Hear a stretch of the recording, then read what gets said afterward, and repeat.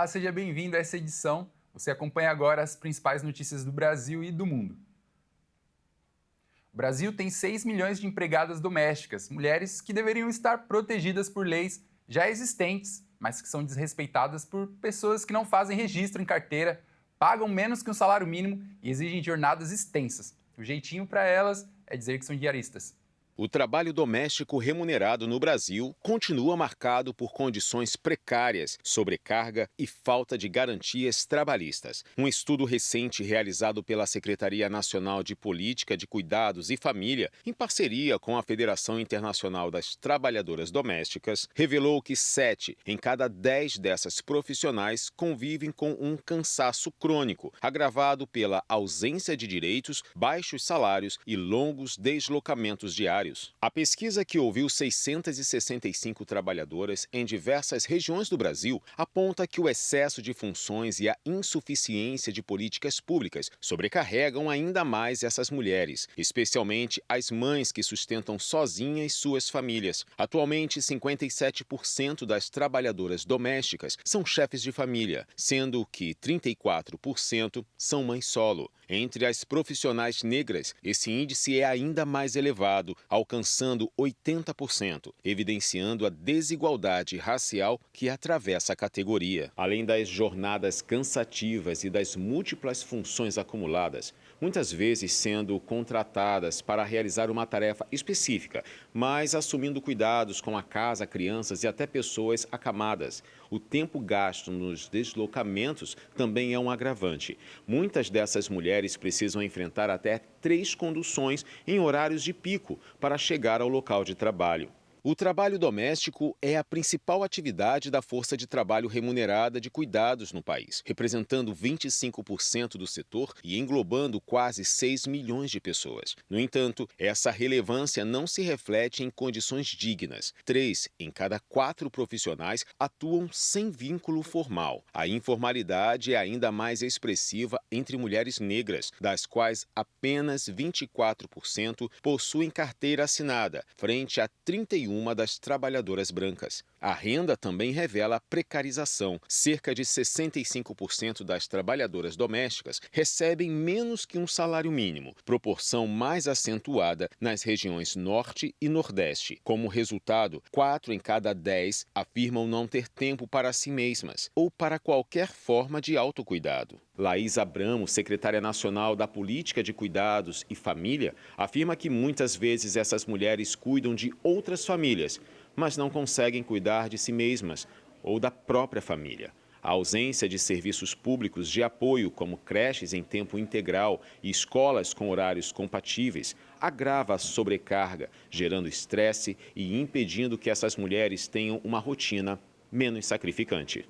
Apesar dos avanços, com a aprovação da PEC das domésticas em 2013 e a Lei Complementar 150, especialistas indicam o fato de que a legislação brasileira ainda cria distinções entre mensalistas e diaristas, reconhecendo o vínculo formal apenas para quem trabalha 3 ou mais dias por semana para o mesmo empregador. Para muitos, essa diferenciação aumenta a precarização e deveria ser revista, como já ocorreu em outros países da América Latina, onde o trabalho doméstico é reconhecido independentemente da quantidade de dias trabalhados.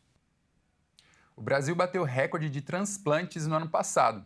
Mais de 30 mil procedimentos foram realizados, 5% a mais em relação a 2023. Apesar dos números positivos, o país ainda tem quase 80 mil pessoas nas filas de espera. De acordo com o Ministério da Saúde, o Brasil ultrapassou pela primeira vez a marca de 30 mil transplantes de órgão e tecidos realizados em um único ano. Em 2024, foram 30.300 procedimentos, cerca de 85% deles realizados pelo SUS, que destinou mais de R$ 1 bilhão e 400 mil à área no ano passado, que supera em 28% o valor de 2022. Os dados foram apresentados pelo ministro da Saúde, Alexandre Padilha, que também anunciou a incorporação de novas tecnologias e o reforço em estratégia para ampliar o acesso e reduzir desigualdades regionais. Entre as novidades está a inclusão do transplante de membrana amniótica no SUS, para tratamento de queimaduras, e a autorização de transplantes de intestino delgado e multivisceral, voltados a pacientes com falência intestinal irreversível. Segundo o balanço, os órgãos mais transplantados no ano passado foram córnea, rins, medula óssea e fígado. Apesar do crescimento, a fila de espera ainda soma 78 mil pessoas. Outro desafio apontado pelo Ministério é a recusa familiar. Apenas 55% das famílias entrevistadas autorizaram a doação dos órgãos. Para enfrentar o problema, será lançado o Programa de Qualidade em Doação para Transplante, que vai qualificar e monitorar as equipes responsáveis pelas entrevistas com familiares. A formação será feita em parceria com a Associação de Medicina Intensiva Brasileira. Com a queda das temperaturas, as preocupações dos pais com os filhos nas escolas crescem. O motivo? Piolhos. A preocupação se dá por conta da chegada do frio. Os piolhos gostam de calor e buscam abrigo em lugares quentes. Como não são capazes de voar ou saltar, é por meio da proximidade das cabeças e da troca de objetos pessoais que eles são transmitidos de uma pessoa para outra. As atividades feitas em ambientes fechados propiciam a proximidade entre os estudantes. E de acordo com especialistas, a temperatura não influencia diretamente, mas sim o contato físico entre os pequenos que aumentam com o frio. O sintoma mais comum quando se tem piolho é a coceira intensa no couro cabeludo. Apesar de não transmitir doenças, a coceira causada pela picada pode resultar em feridas que abrem caminhos para possíveis infecções. E para excluir qualquer mito da infestação, ela não está relacionada à falta de higiene, condição financeira ou comportamento. Qualquer pessoa pode contrair o piolho. Segundo os especialistas, a melhor maneira de evitar a infestação envolve a aplicação de loção ou shampoo específico, recomendados por um dermatologista ou pediatra, além do uso de pente fino diário durante 7 dias para remover as lêndias. Além disso, é recomendado nunca usar receitas caseiras, como vinagre, óleo, alho ou maionese.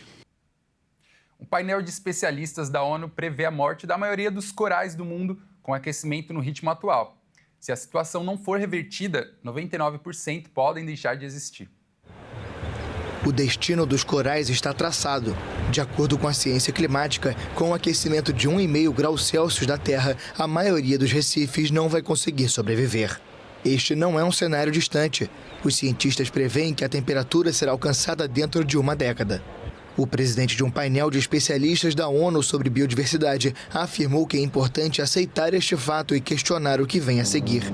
Quando estressados por águas oceânicas mais quentes, os corais expulsam as microalgas que são a origem da cor característica e fonte de alimento. Se a situação não é revertida, os corais branqueados morrem lentamente de fome. Com um aquecimento de 1,5 graus Celsius em relação à era pré-industrial, é esperado que entre 70% e 90% dos recifes de corais morram. Com um aumento médio de temperatura de 2 graus Celsius, este número sobe para 99%. Os recifes de coral abrigam 1/4 de todas as espécies oceânicas. Recifes menores, mais dispersos e com menos biodiversidade significam menos peixes e outras formas de vida marinha. Este colapso também ameaça especialmente quase 1 bilhão de pessoas que dependem deles para alimentação, renda do turismo e proteção contra a erosão costeira. Se protegidos e gerenciados de maneira adequada, os recifes ainda podem ser ecossistemas saudáveis, produtivos e atraentes. Mas até o momento, o panorama é incerto. A pesquisa sobre esse futuro tem sido muito limitada.